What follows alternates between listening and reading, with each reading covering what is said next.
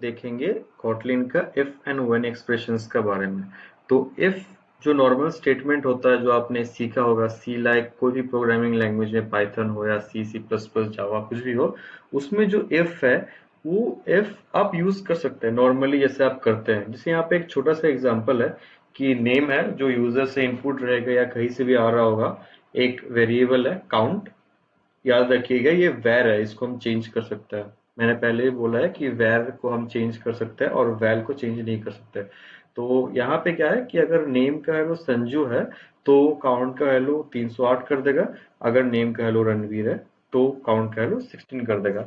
Nothing rocket science नहीं है ये। तो कॉटलिन के डिजाइनर्स ने ये रियलाइज किया कि इस पूरे यहाँ से लेके यहाँ तक का जो कोड है, इसका एक ही फंक्शन है कि काउंट को इनिशियलाइज करना। तो अभी ऐसे यहाँ पे सिर्फ दो एक इफ है एक एल्स इफ है। इसको और सिंप्लीफाई कैसे करेंगे कि लोगों ने रियलाइज किया इसका मेन मोटिव क्या है, काउंट को इनिशियलाइज करना। तो उन्होंने क्या किया कि इफ को स्टेटमेंट से उसको एक्सप्रेशन में बदल दिया।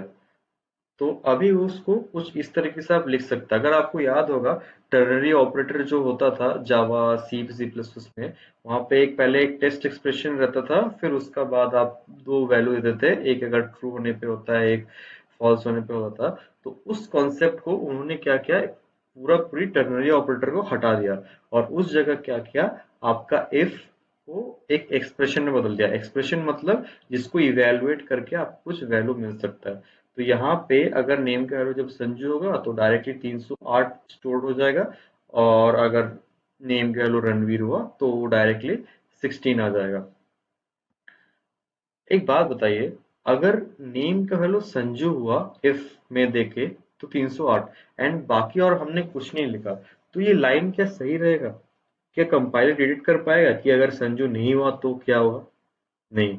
इसीलिए ये लाइन गलत है, ये कंपाइल करेगा ही नहीं, ये एरर हो जाएगा।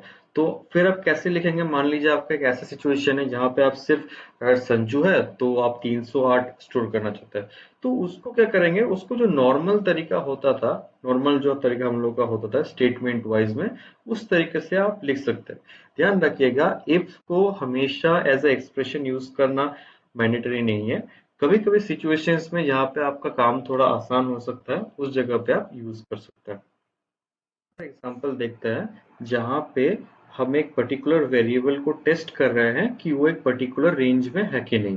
कि यहाँ पे जैसे फॉर एग्जांपल मार्क्स 40 से 100 का बीच में है नहीं, उसको चेक कर रहे हैं। एज सिंपल एज दैट, इसको आप नॉर्मल कॉटलिन में भी लिख सकते हैं।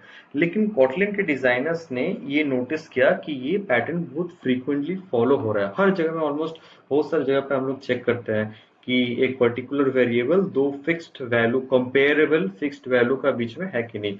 जैसे यहाँ पे 40 या 100 है, यहाँ पे 20 30 हो सकता था, कुछ भी हो सकता था। तो उस सिचुएशन में क्या किया, उन्होंने एक स्पेशलाइज्ड ऑपरेटर बनाया, इन ऑपरेटर। ये क्या करता है, ये बेसिकली जैसे इसका नाम से आपको पता चल रहा है, if marks is in the range 40 to 100, तो ये बेसिकली एक इंटीजर रेंज है। इंटीजर रेंज में क्या होता है, इंटीजर रेंज में 40 से लेके 100 का बीच में अगर आपको टेस्ट करना है कि वेरिएबल है कि नहीं, तो आप इन ऑपरेटर यूज कर सकते हैं। तो ये यहाँ से लेके यहाँ तक एक पूरा एक्सप्रेशन है, और अगर मार्क्स इज 40 और 100 का बीच में, मतलब 40 और 100 को इंक्लूड करके अगर है, तो वो ट्रू रिटर्न करेगा। सिमिलरली सिर्फ नंबर्स का ही नहीं, कैरेक्टर्स का भी रेंज हो सकता है। जैसे कैरेक्टर ए टू जेड हो गया, अगर आप टेस्ट करना चाहते हैं कि if C is in range A to Z, तो lower case etcetera. I am sure कि आपने कभी सी या सी प्लस प्लस या जावा में ऐसे स्विच स्टेटमेंट्स तो लिखे होंगे जहाँ पे आपका एक पर्टिकुलर वेरिएबल होता है और उस वेरिएबल का वैल्यू को एक फिक्स्ड सेट ऑफ वैल्यूज, जैसे यहाँ पे 1 2 3 है, आप ए बी सी डी कुछ भी कर सकते हैं, उस वैल्यूज का ऊपर टेस्ट किया जाता है कि वो है कि नहीं। अगर मान लीजिए यहाँ पे ऐसे सी का वैल्यू अगर 1 है तो कुछ पर्टिकुलर कोड एग्जीक्यूट करेगा, फिर ब्रेक कर जाएगा। तो ये एज अ ऑल्टरनेटिव ऑफ एक इफ हम लोग यूज करते थे। एक और चीज होता था कि अगर आप ब्रेक स्टेटमेंट को हटा देते थे तो क्या होता था, केस 1 का जो कोड है, उसके बाद केस 2 का जो कोड है, केस 3 का जो कोड है, बेसिकली क्या होता है कि जिस केस का साथ मैच हुआ उसका बाद का सारा केसेस का कोड एग्जीक्यूट होता था। इसको हम लोग प्रिवेंट करने के लिए ब्रेक यूज करते थे। अब लोगों ने क्या, अगर आप खुद ही अपना प्रैक्टिकल एग्जांपल में देखेंगे कि कितना बार ऐसा हुआ कि आप फॉल थ्रू इस अच्छा जो ये जो टेक्निक होता है कि एक मैच होने पर सारा मैच होता है उसको फॉल थ्रू कहते हैं, कि आपने फॉल थ्रू को एक्चुअली कोडिंग में यूज किया हुआ बहुत रेयरली। तो लोगों ने उसको रियलाइज किया, इसीलिए उन्होंने क्या किया, स्विच स्टेटमेंट को स्टेरॉइड्स मार दिया और फिर स्टेरॉइड मार के व्हेन एक्सप्रेशन बना दिया। व्हेन एक्सप्रेशन क्या है कि स्विच एक्सप्रेशन जैसे ही है, यहाँ पे मान लीजिए डे का कुछ वैल्यू आया और डे का वैल्यू अगर 1 हुआ तो उसने संडे प्रिंट किया, अगर डे का वैल्यू 2 है तो मंडे प्रिंट किया। ऑलमोस्ट सेम है स्विच स्टेटमेंट। वहां पे क्या था कि वहां पे ब्रेक था, यहाँ पे देखिएगा हर लाइन के बाद ब्रेक नहीं है, यहाँ पे से एक सिंगल लाइन है, तो जस्ट जस्ट ये एरो ऑपरेटर देख के आप इजीली कर सकते हैं।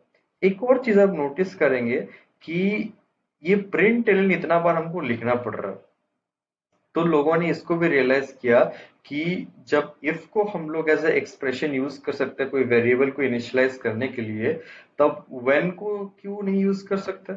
व्हेन को भी लोगों ने क्या किया, एज अ एक्सप्रेशन बना दिया कि अगर व्हेन में एक वेरिएबल आप पास करेंगे और उसका एक जो आउटपुट आएगा उसको भी आप एक वेरिएबल के अंदर स्टोर कर सकते हैं। यहाँ एक देखने वाला पॉइंट ये है कि पहले यहाँ पे अगर डे का वैल्यू 5 होता, डे का वैल्यू अगर 5 होता तो कुछ प्रिंट नहीं होता।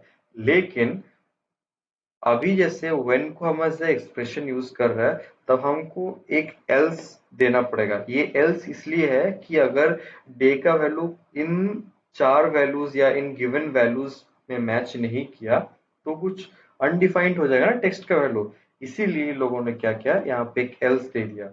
अगर आप डे का वैल्यू 5 रखेंगे तो यहाँ पे अननोन आ जाएगा, और अकॉर्डिंगली ऐसे इफ में हम लोगों ने एक्सप्रेशन देखा था कि इफ का जो वैल्यू निकल रहा था वो जाके कोई वेरिएबल में स्टोर हो रहा था। सिमिलरली यहाँ पे व्हेन का एक्सप्रेशन बना के टेक्स्ट में स्टोर कर दिया और फिर उस टेक्स्ट को प्रिंट कर दिया। So that was all about if and when expressions.